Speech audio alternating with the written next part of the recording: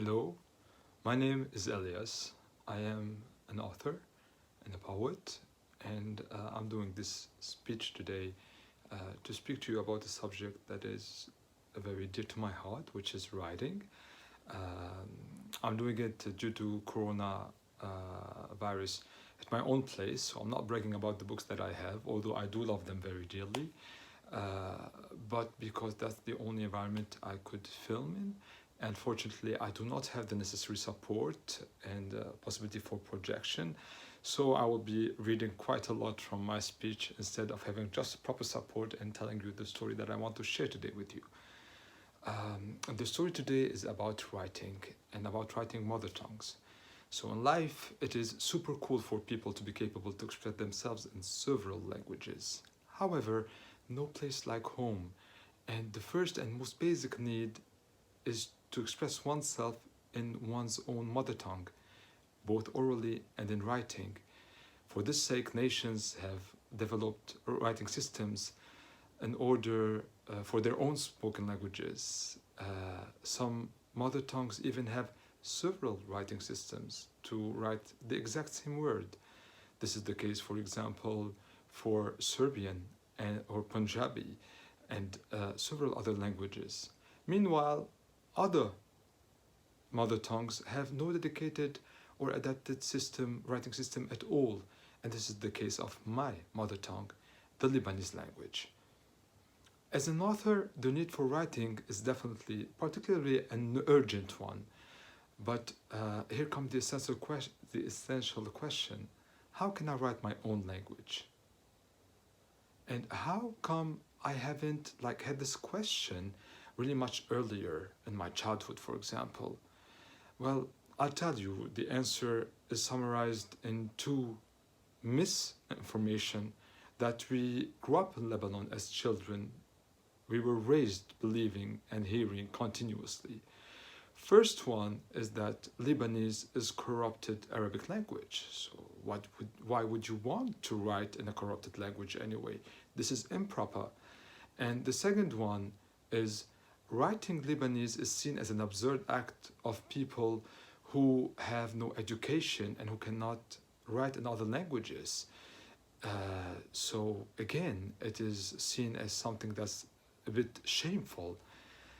So growing up myself at school, I was fascinated by science, by literature, and I was always had this eagerness to write.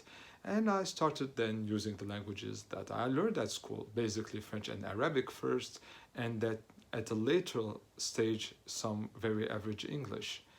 Using my mother tongue was, of course, not an option, and anyway, I did not have the tools. Those other people in my class who were less fortunate academically speaking were found with no tools at all to write their thoughts and feelings just because they were not very good at learning foreign languages.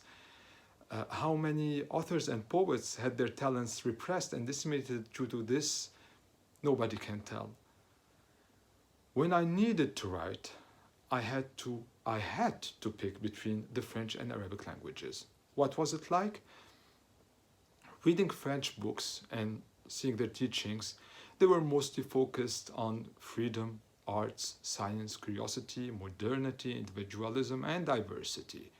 Arabic teachings and content, on the other hand, mostly reflected rigid tradition, parroting, homogeneity, and longing to a past that is not even mine and I could not identify with, but still forced to do so. So I basically picked French as a substitute to my forbidden mother tongue. Although French expressed better the diversity of my thoughts and feelings, I still sometimes wrote in Arabic because, first of all, it is just a passion to write in several languages, something one can enjoy, and because I was asked to treat it as my mother tongue and I should be proud of it and I should master it without any complaints. I even stopped wondering and finding it weird that how come that my mother language, I need to learn it 6 hours per week at school to acquire it and understand it. How come this is the mother tongue? Never wondered. Outside of academy walls, in real life, people in Lebanon, we speak only Lebanese. Our iconic songs, our old transmitted literature, be it jokes, proverbs, poetry, stories, are by a large majority in Lebanese. But to us, this language was only good for singing and oral transmission. You got it by now. Just don't try it. Now, things changed with telecoms bringing chatting and instant messaging. Lebanese people started naturally texting the way they just speak, using Lebanese. In the absence of formalized writing, they had two choices: use Latin script from the keyboard or to install the Arabic script and to use it.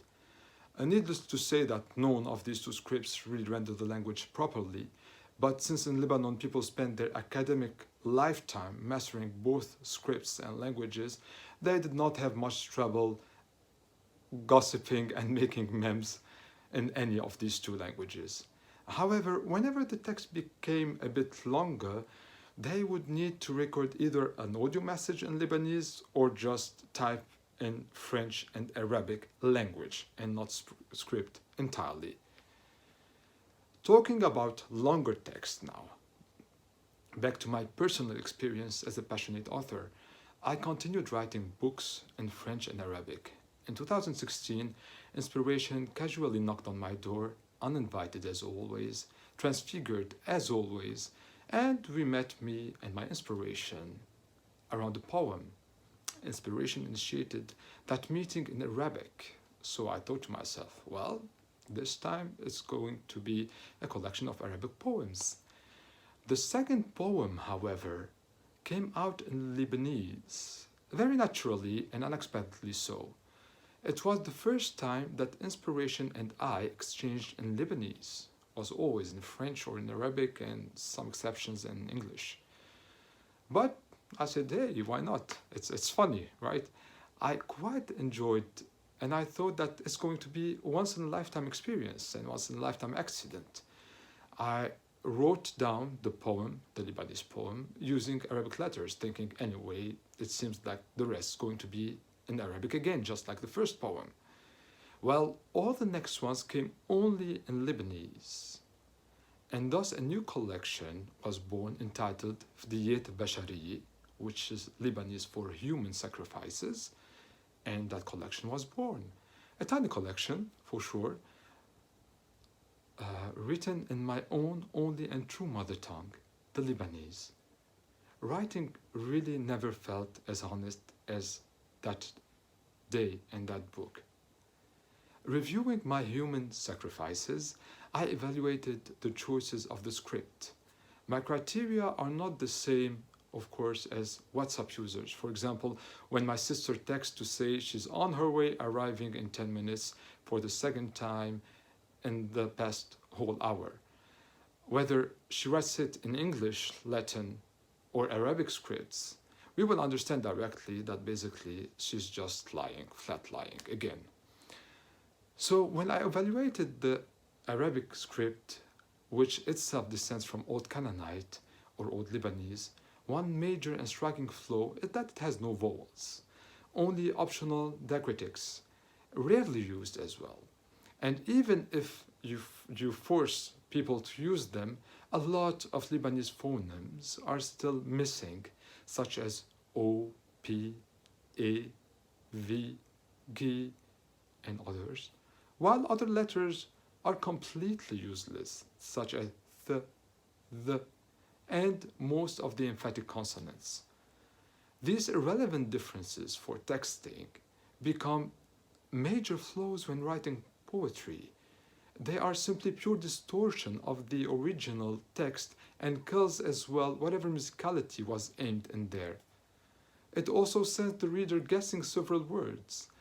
The effort to understand sentences or verses, especially when elaborate and abstract, is exclusive to geniuses willing to lose their time. This is when I decided I needed a proper script to write Lebanese. After deeper technical and linguistic reasoning, lots of trial and error, I started preferring a script that is closest to the most widely used one in the world right now, the English Latin one. However, there was another question popping up in my mind. Aren't there other authors previously who wrote in Lebanese? Which scripts did they use? And how is it like to read them? After doing some researches and hunting for books in hidden corners in Lebanon and on the webs, I found out about several authors who wrote and published in Lebanese. And I'm speaking about the latest centuries Lebanon, not Canaanite antiquity. Here are some examples of literature written in Lebanese along with the year that were written and the script used. So we have Gabriel ibn al-Kalai, who wrote poetry and other texts, who used the Syriac script, which is the mother script for Arabic. It was during the 15th and the 16th centuries. We have Yusuf Naimi, stories of this one, stories of Arandis, in Arabic script. This was first edition was in 1636. We have Said A'il, Yara, where he used the Latin script in 1961. We have Najib Jamal al-Din, who translated Nahj al-Balagha, The Way of Eloquence, by Imam Ali. That was in 1971, using Latin script. We have Maurice Awad, the Lebanese anthology, poetry from the 3rd millennium BC until 1982, Arabic script in 1983. And other example, hopefully they do not fall. We have Jinan Sultani and Pierre Milelli, Dictionnaire Arabe-Français, Français-Arabe. Both words were written, Lebanese words were written in both Latin and Arabic script. And just one last example, I have plenty of others, but yeah, this one, from Roger Makhlouf, which is an English-Lebanese lexicon, using a Latin script in 2018. So, technically speaking, the adapted versions of Latin indeed reproduced the Lebanese words way more accurately. These statements become even truer with time as Lebanese language evolves, but by mostly loaning and incorporating words from English. Arabic scripts they tried to catch up with this evolution by style with average technical success and nearly no popular success at all. Since Lebanese language itself was never standardized, authors wrote it as they please, according to their own preferences anyway, regardless. All of this being said, how do I properly transcript my poetry then? Should I wait or fight for some standardized script someday, which would be more of political project rather than a linguistic one, even within academies, and even more so in the Semitic speaking environment? I had to think of other meaningful criteria, and I drew my criteria list for the script I wished to adopt. As an author, I wanted a script that is as close phonetically speaking to Lebanese language as possible, easy to adapt and to evolve, just like it is the case of the Lebanese language itself, is as common as possible, locally in Lebanon and internationally, because we have lots of diaspora outside of Lebanon, and thinking mostly about my Lebanese-speaking nephews abroad, so they can really read my own text, and the friends of the Lebanese people abroad as well. And finally, it should be a script that allows to read directly in Lebanese without translating and going via other languages. And this is why I opted to start choosing a script that is based on the current scriptura franca, I would say, of the word, which is the English alphabet. Come to think about it, the absolute majority of websites are entered using English alphabet.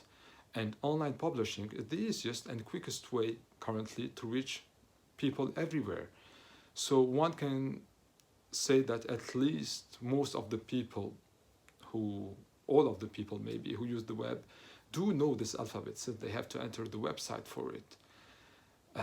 So what I did is I used this one, I completed it with missing sounds, and the result was an alphabet that is pretty close to the one from Roger Makhlouf. Yeah, here. In this lexicon.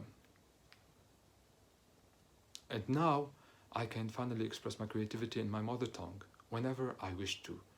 No overthinking, no worrying, no shaming, no nothing. I have an actually working tool, free as true spirits. Maybe in the future the script and my words won't outlive their author. I could not care any less. The text will live and evolve with me. And should they accompany me to my epitaph, they are most welcome. Every mother language should be encouraged to be written. It should even be a right. Instead of wasting years looking for ways to directly write our thoughts just the way we think them, people should be capable to write in their mother language without having to be language engineers. Nobody's cultural identity should be replaced by another's, be it from within or outside or both. Thank you.